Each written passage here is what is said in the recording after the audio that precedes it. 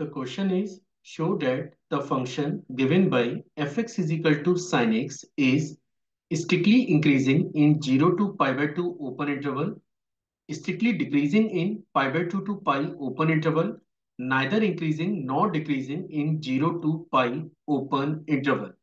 So let's see how we are going to solve the given problem. तो चलिए शुरू करते हैं।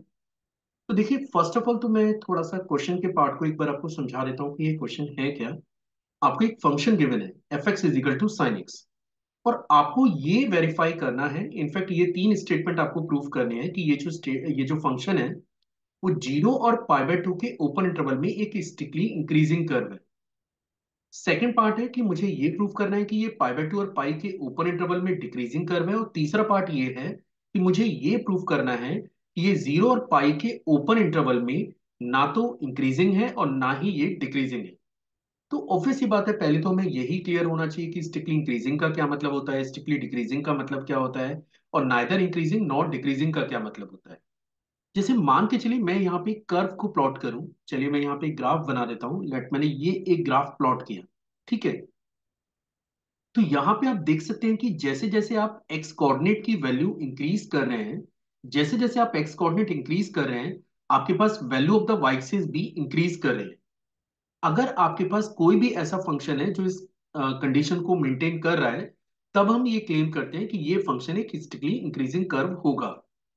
इसका उल्टा, कि अगर आपके पास इस टाइप के नेचर का कोई कर्व है, तो यहां पे आप देख सकते हैं कि जैसे जैसे आप एक्स कोऑर्डिनेट को इंक्रीज कर रहे हैं, लेट ये पॉइंट x1 है, ये x2 है, तो यहां पे आप देख सकते हैं कि जो इसका ऑर्डिनेट है वो अपनी वैल्यूज को डिक्रीज कर रहा है। तो ये जो पहला केस था, ये जो फर्स्ट केस था, ये आपके पास स्ट्रिक्टली इंक्रीजिंग का एग्जांपल है, और ये केस आपके पास स्ट्रिक्टली डिक्रीजिंग का एग्जांपल है। लेकिन कुछ फंक्शन ऐसे होते हैं जो ना तो कंप्लीट इंटरवल में केवल इंक्रीज कर रहे होते हैं या फिर केवल डिक्रीज कर रहे होते हैं। जैसे मान के चलिए मैं यहाँ पे एक्स स्क्वायर को प्लॉट कर दूं। आई डोंट नो कि आपको एक्स स्क्वायर का ग्राफ कितना क्लियर है, लेकिन that is actually the graph of y is equal to x square. अब अगर आप इस ग्राफ को चेक करें तो आप देख सकते हैं कि जीरो से पहले तो ये अपनी वैल्यूज को डिक्रीज कर रहा है, लेकिन जीरो के बाद ये अपनी वैल्यूज को इंक्रीज कर रहा है।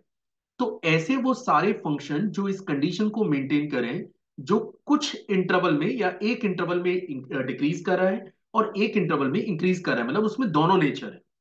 अगर फंक्शन में दोनों नेचर है, तब हम ये स्टेटमेंट क्लेम करते हैं कि the function is neither increasing nor decreasing.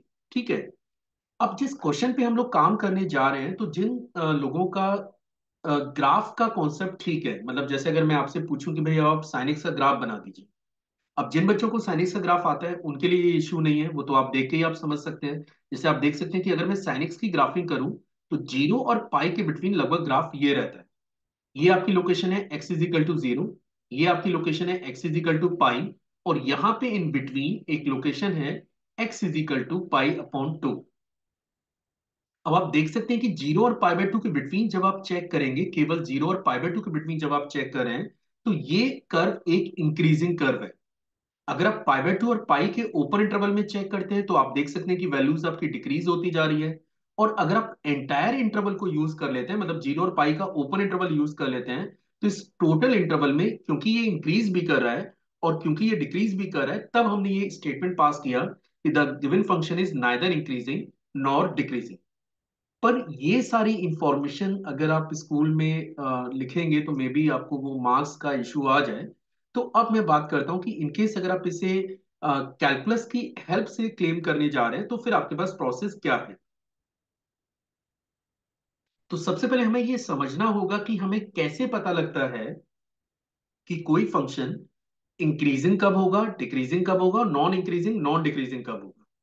अब जैसे मान के चलिए यहाँ पे मेरे पास एक इंक्रीजिंग कर्व है, और इंक्रीजिंग कर्व के किसी भी रैंडम पॉइंट पे जब भी आप टेंजेंट बनाएंगे ना, वो हमेशा एक्स एक्सिस से एक्यूट एंगल बनाएगा। मतलब यहाँ पे थीटा की वैल्यू हमेशा ग्रेटर देन 0 और लेस देन पाई बाय 2 होगी। ये कॉन्सेप्ट है जो आपको क्लियर होना चाहिए।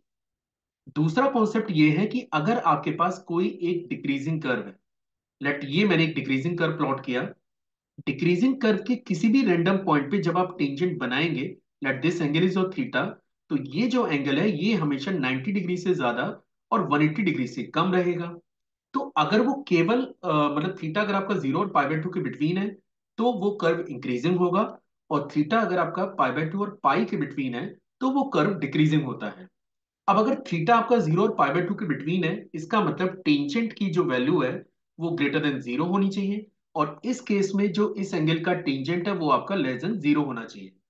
अब मैं एक्सपेक्ट कर रहा हूं कि इनकेस अगर आप ये चैप्टर पढ़ रहे हैं तो आपको क्लियर होगा कि टेन थीटा कैसे निकालेंगे।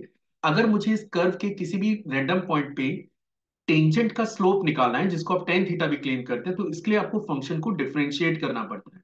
मींस अगर D by D X greater than 0 है तो कर्व इज स्टिकली इंक्रीजिंग, और डी बाई डी एक्स अगर आपका लेस देन 0 है then the curve is strictly decreasing.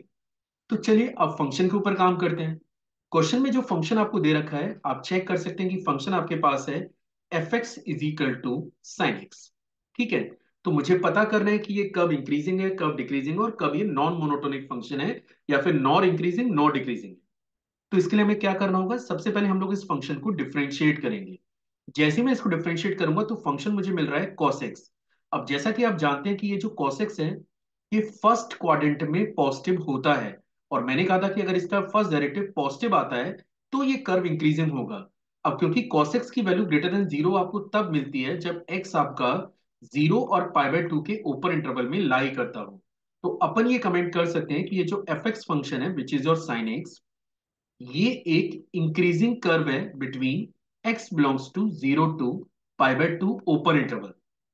या फिर अगर मुझे ये पता करना है कि ये फंक्शन डिक्रीजिंग कब है तो मुझे ये चेक करना पड़ेगा कि एफ डेस एक्स की वैल्यू लेस देन 0 कब है, विच इज और डी बाई डी एक्स, या फिर आप इसे एफ डेस एक्स भी लिख सकते हैं कि ये डाटा आपका लेस देन 0 कब है। तो cos x की वैल्यू अगर आपको नेगेटिव चाहिए, अब क्योंकि आपको काम ही केवल फर्स्ट या सेकंड क्वाड्रेंट में करना है, तो आपको क्लियर होना चाहिए कि जो cos x है वो सेकंड क्वाड्रेंट में नेगेटिव होता है। अब क्योंकि cos x सेकंड क्वाड्रेंट में नेगेटिव होता है तो f डेस x भी ऑब्वियस सी बात है आपका लेस देन 0 बनेगा। तो अपन ये कमेंट कर सकते हैं कि x जब आपका पाई बाय 2 और पाई के ओपन इंटरवल में लाई कर रहा होगा तब ये कर्व आपका डिक्रीजिंग होगा। और जो थर्ड स्टेटमेंट है उसको तो अपन डायरेक्ट भी क्लेम कर सकते हैं। अभी अभी आपने चेक किया है कि ये 0 से पाई बाय 2 के बिटवीन इंक्रीजिंग है, पाई बाय 2 और पाई के बिटवीन डिक्रीजिंग, और मैंने अभी अभी आपको बताया था कि अगर आपके पास कोई ऐसा कर्व है जो एक सब इंटरवल में या उसके सबसेट में एक इंटरवल में इंक्रीजिंग आ रहा है एक इंटरवल में डिक्रीजिंग आ रहा है, तब अपन ये कमेंट करते हैं कि the function is neither increasing nor decreasing in 0 to pi open interval.